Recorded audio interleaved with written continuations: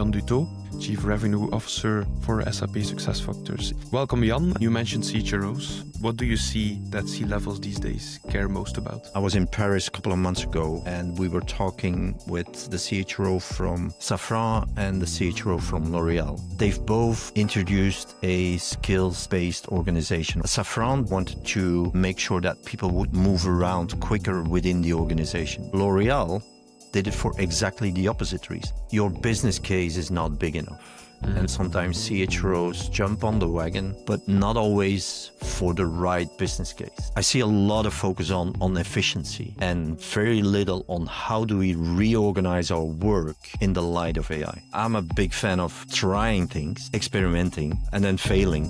I mean, I would rather try something out and then find a better path than trying to boil the ocean and do a big project. Talent Intelligence Hub, it's like a car, and TechWolf is the fuel that fills our car and makes it run around. I always call Talent Intelligence Hub with TechWolf is like a car on steroids. An example of a business case or CHRO pitch, what must it look like? When is it strong enough? The best one I have seen recently had two elements to it. Hi, I'm Julius, and I'm the host of this show. I get a lot of requests from people what's the best way to follow us and get the latest on new episodes, or in general, what's the best way to support the show. Well, the best way is to subscribe on YouTube, Spotify, or Apple Podcasts. Just make sure on Spotify you click on the bell icon so you get notified with new releases. We would greatly appreciate your support. It's simple, it's free, so please do double check if you subscribed, because with that, you too are a part of our community. So yeah, thank you very much and enjoy the show. Hello everyone, and welcome to another episode of the TechWolf podcast. Today I'm lucky enough to be interviewing Jan Duthoo, Chief Revenue Officer for SAP SuccessFactors EMEA. Welcome Jan, and thanks for flying all the way to our TechWolf HQ here in Belgium, in Ghent. Thanks for having me. It's great to have you. And I want to start by asking you the question of our previous guest, a guest I spoke at the conference lately, and it was Lisa Brockman, Talent Director at Genesis, one of our customers. And she was very curious on how you are making skills relevant to your organization, and then especially make it relevant to the business. Yeah, good question. SAP has started couple of years ago with this journey. And the main reason is that we saw also the shift to AI. So we moved a couple of years ago, we had a clear move to the cloud with all of our technology. So we had to change our workforce. We had to look for how could people move from places they were working before into an AI supported workplace.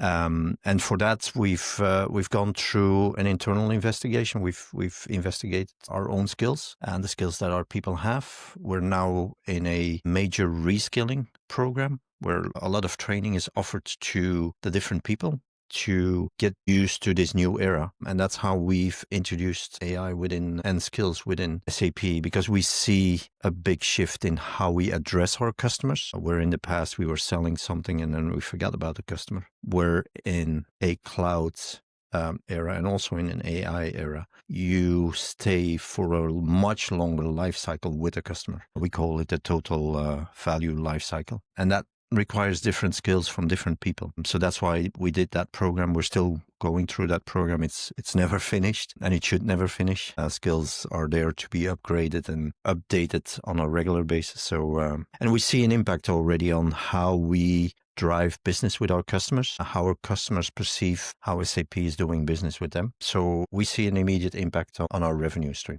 Okay. I'm super keen to ask a little follow-up on that impact on revenue stream, and people data often don't go easily hand in hand.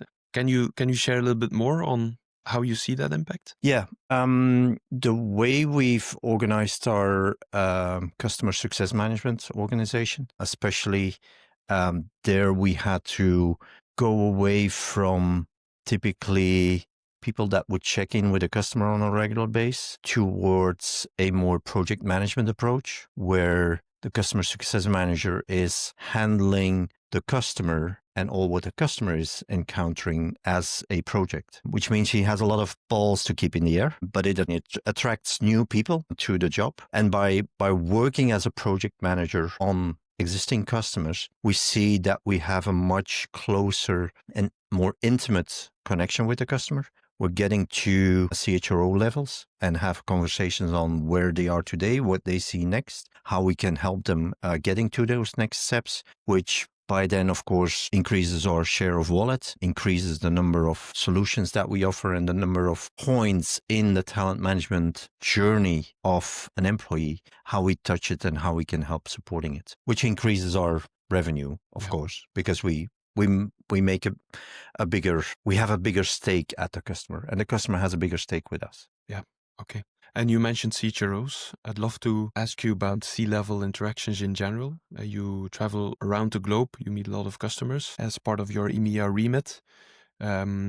What are those meetings most often about these days? What do you see that C-levels these days care most about? Two words. One is the word everybody uses, which is AI. But I have the impression that, for good or bad, CHROs have a tendency to believe that AI will happen one way or the other. So they love to understand, like, how does it impact the way we do things, but they accept it as a given and something that will happen. But with a number of organizations, CHROs, I have conversations about how do they reskill their organization? How do they make an impact with the employees they have on the future of their companies? I was in Paris a couple of months ago, and we were talking with the CHRO from Safran and the CHRO from L'Oréal. They've both introduced a skills organization or a skills-led organization, whatever term you want to use, but they did it for two different reasons. And I was very opposite, in fact. Safran did it because they had a difficulty to find the right people, and they wanted to make sure that people would move around quicker within the organization because they saw that employees were sticking too long in the same role. Where L'Oréal did it for exactly the opposite reason. They wanted to decrease the internal mobility. And the reason was they saw people moving too fast without being fully prepared. And then especially young generations, after 2 years in the same job or the same role, they want to do something else. And so to help those people in finding out, like, what are my real skills? What do I really want to do?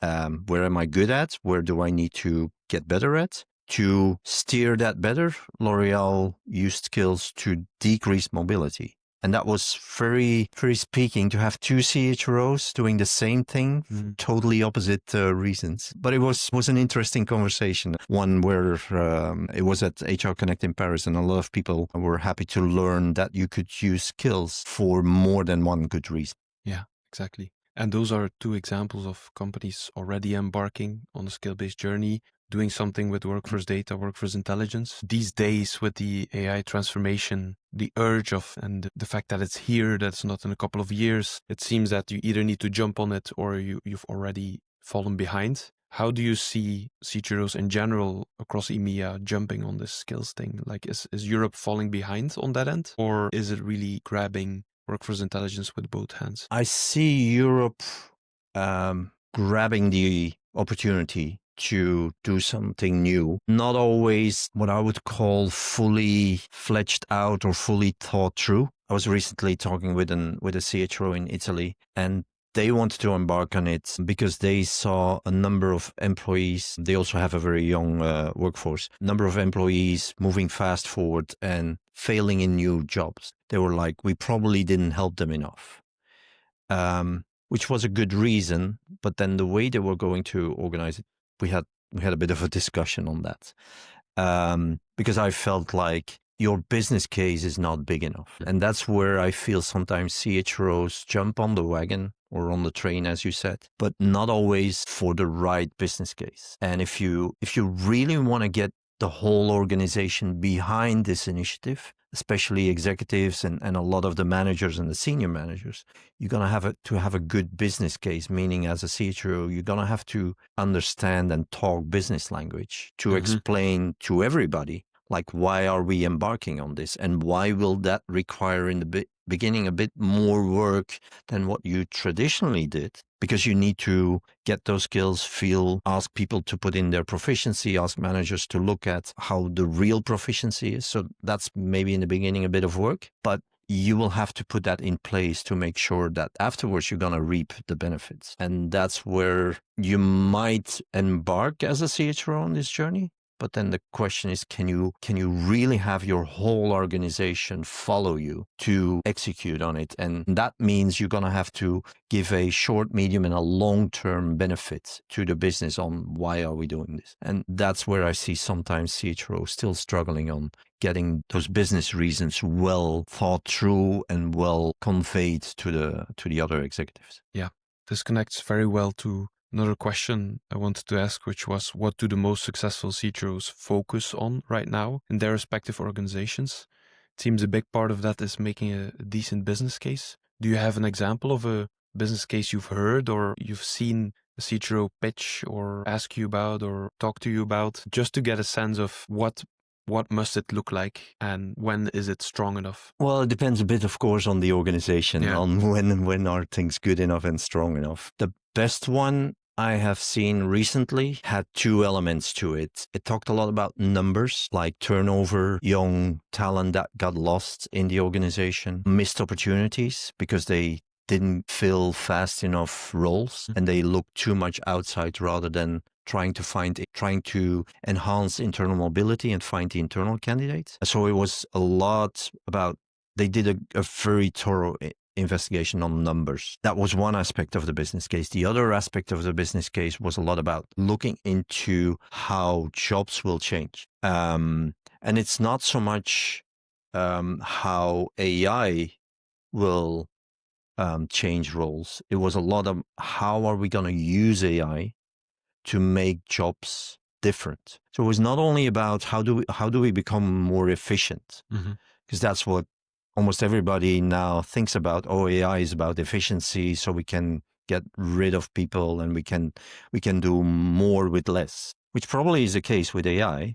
But I see a lot of focus on efficiency and very little on how do we reorganize our work in the light of AI. And then if we do that, what are the skills that we need, one, in that journey? And second, once we get into that new era where AI complements the human.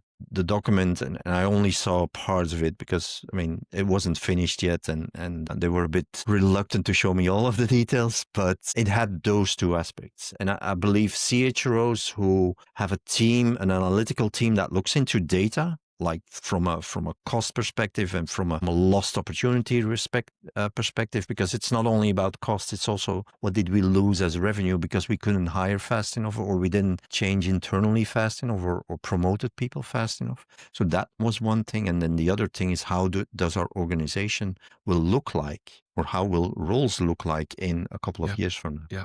And that last part was for me an eye-opener because I have not seen many organizations doing that. Of course, it's not easy, that part. That's maybe why people are a bit stumbling over it and trying to find guidance on it, on how do we revamp roles so that AI becomes the right supporting element to do other things than just reducing workforce. Yeah, it also connects a bit to the age-old strategic workforce planning question, right? Which also seems to be something that SuccessFactors is helping customers with increasingly. So you say you see very few companies being proactive about it, but in the SWP realm, have you seen more proactivity there from HR and in trying to think long term in how job requirements are going to change from that in that SWP, let's say, group and theme? Yes, but still, I think still a lot of people are struggling with how do I really collect the data, and then how do I really move forward? It still is a struggle for most of the organizations. Yeah. So if you're listening, don't be worried. You're not alone in trying to get there. A lot of people are trying to find that golden nugget to move forward. Yeah. And I think it's important to list the challenges. We've heard two so far. Make a good business case to get it off the ground and then have decent data to be able to forecast, to be able to plan. Any others you see? Any other hurdles you see? It's two big ones we come across often as well. Oh, yeah. What I sometimes see is people trying to boil the ocean. I'm a big fan of trying things, experimenting, and then failing. I mean, probably Edison, when he was trying to find or to invent the light, he failed a miserable number of times, but by experimenting. I understand, of course, the limitations in budgets and people and resources that might probably hinder a little bit of moving forward or trying something out.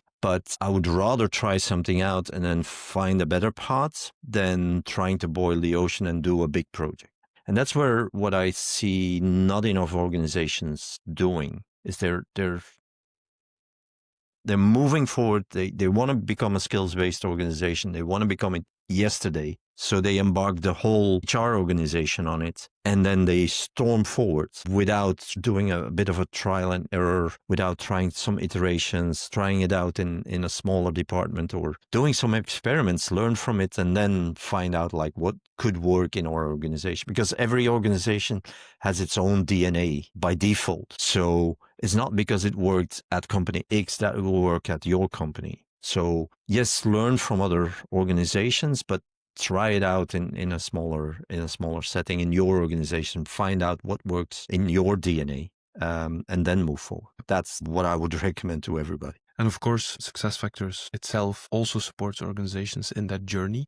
Can you expand a little bit on how you help perhaps with some of those hurdles you mentioned, how the SuccessFactors support its customers in skill-based journeys that we've discussed so far? Well, as SuccessFactors, we have a platform that touches all the points in the talent lifecycle of an employee, from the day you start talking to him in the recruitment process until the day he leaves, and every step in between, which is onboarding, performance management, learning, succession management, and all of that. Underneath that, you will find a talent intelligence hub that will make sure that all of the talent modules connect to the skills that you gather in the talent intelligence hub. Now, the talent intelligence hub of SuccessFactor is agnostic in a sense that we do not deliver a skills library. We don't do skills ontology, but we work with partners like TechWolf to get that data, get the talent intelligence hub filled, and then be used by the different talent modules that we have. The way I usually describe talent intelligence hub, it's like a car that drives around in a town, and every building is a talent management process, but a car needs fuel. Mm-hmm. And TechWolf is the fuel that fills our car and makes it run around. Without TechWolf, we wouldn't be able to drive around, and we wouldn't be able to function. And that's why I always call Talent Intelligence Hub with TechWolf is like a car on steroids. And that's what we have seen in customers like Atlas Copco, like UCB together, where we've done some interesting projects together. So from a customer point of view, we named the challenges. We have maybe somebody, let's say a Fortune 500 company, shows an interest in skills. CHRO is a fan. We've explored a couple of the puzzle pieces. So how would you, like in quick bullets, advise a tactical manager in between the strategic C-level mandate and the operational teams to execute it? How would you advise them to get started and then move on from there, if we bring it all together? Well, if you don't have SuccessFactors yet, then buy it. If you don't have TechWolf yet, then buy it. Well, that's enough. There we go. Thank you very much. Try it out in one or two departments and start looking at where are today our pain points. Is it are people lacking certain skills? So are we going to invest in learning? Is it in not being able to hire the right people because you have a mismatch between what you hire and what you actually need? Or is it we have no visibility on the skills of our internal people, so we don't even know if we could promote our people, if we could make them work in another department and be successful? Have a first feeling of where is your challenge. Try quickly to draw the business case, like what are the exact numbers, and then see once you introduce something like Talent Intelligence Hub powered by TechWolf, if you can change those numbers in a certain department. Because then you can go back to the strategic person and say like, okay, we've tried this out, the impact, this is how we can move forward. Yeah, fantastic. And looking at that picture and seeing the world evolve today, let's say we have this conversation 1 year from now, where do you hope the world of work will have evolved to, and then SuccessFactors' place in it together with the partners? What would you hope to tell me in 1 year's time if we do this again? I would hope that a number of organizations who've started on this journey would have published the success that they had with our joint solution. That's one. I would hope that people who think about doing it have actually started it, did some experiments and maybe rolled it out or are in the process of rolling it out around the globe in their organization. And it's a bit of an analogy I usually make is when COVID hit us, CEOs were looking at CHROs on how are we going to survive? What's going to happen to our workforce? How do we move from being all in the office to working from home? How do we keep our people safe? How do we run our business? So at that moment in time, the CHRO was almost like the most important person within the organization. I would hope that CHROs take time to investigate how will AI change our organization? How will it change how we do work? How will it change how we execute our business? And that they then become also a very important, again, an important member at the executive table. Because I see sometimes AI being thrown at them because IT says, oh, we need to do this. And then they storm forward and it all happens for efficiency, like I said earlier, where the CHRO should probably say like, hold on, okay, guys, I understand the efficiency part, but can we also look into how AI changes the way we're going to do work? And not only at efficiency, but really rethinking processes, really thinking about how do we work end to end or from one person to the next person? And how does AI supports those things and takes away a couple of things that are tedious or are boring and can automate it, but maybe can completely change how work has been done and how processes are being done. And I would hope that CHROs take that to heart and they study a little bit about how they could help their organization so they can be at the table of the CEO, the CFO, and the CIO and say like, okay, I understand the efficiency part, but what about how we organize our work? Fantastic. One but last question. Often people look for advice at other organizations, as you've said, and there's no single blueprint. Every company has their own DNA, but still, if companies are looking for like a connect with an HR leader at an organization, what's like the top 2 companies you would recommend they visit, they look up, they LinkedIn connect with, and they ask for advice? That's a difficult question. It's one I get every day. It depends a bit on what kind of an organization you are. White collar only organizations, it's much easier to find relevant examples. In blue collar, it's a bit harder. But I like the work that L'Oréal has done, and I like the work that Atlas Copco has done. If we're looking in Europe at organizations, to name customers, I mean, you can also talk to SAP on how we have done things, because we've done quite a number of interesting things, but you probably would think that as a software company invested in AI, we're way ahead. So having a mix of white collar and blue collar workforce in Atlas Copco and L'Oréal really is a unique thing what they have done. Yeah, cool. And then last question, you might know what's coming, is can you connect this episode to the next one? Meaning, what's something you would like to ask my next guest? If he did an experiment, or she. With skills? With skills. And if he or she did, then how did it go? And if they didn't, then why didn't they do it? Yeah. Okay. Let's see how they roll with that. Fantastic. I'll make sure to get the answer to you. And then nothing left for me to say. Thank you, Jan, for coming over, for flying over, for the conversation. And I hope maybe in 1 year's time we do this again. Yes, definitely. Looking forward to that. Awesome.